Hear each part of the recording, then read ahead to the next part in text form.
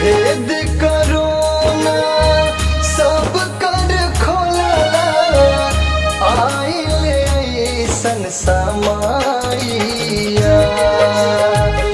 भेद करो ना सब कर खोला आइले ऐसन समाइया। अरे रामा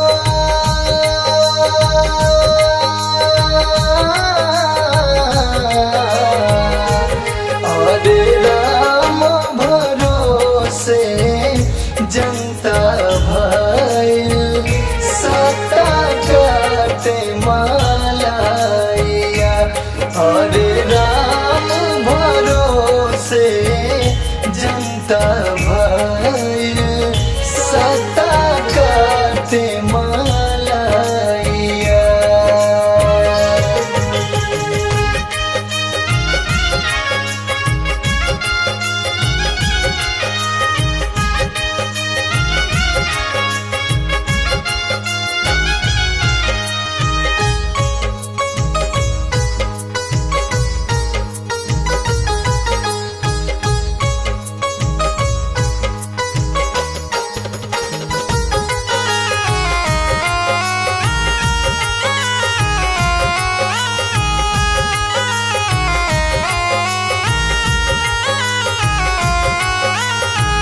देश फंस गए लोग कोरोना के जाल में।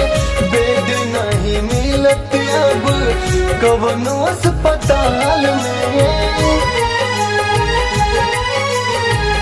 देश फंस गए लोग कोरोना के जाल में।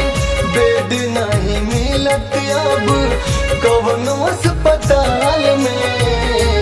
अरे लाश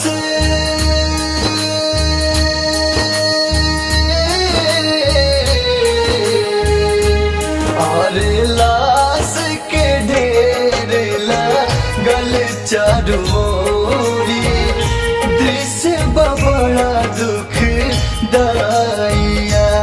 अरे लाश के ढेर लागल चारू ओरी। दृश्य बड़ा दुखदाइया।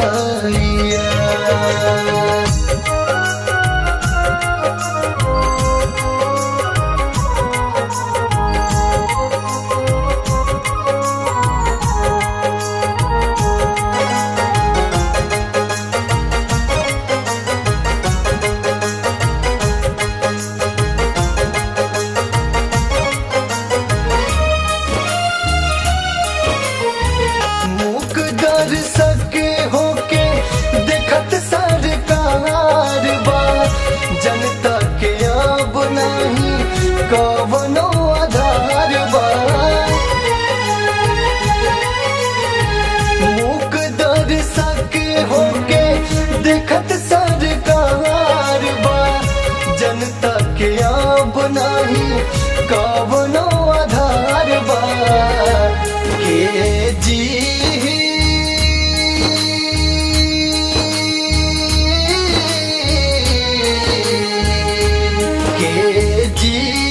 के मारी गेहूँ नहीं जानत।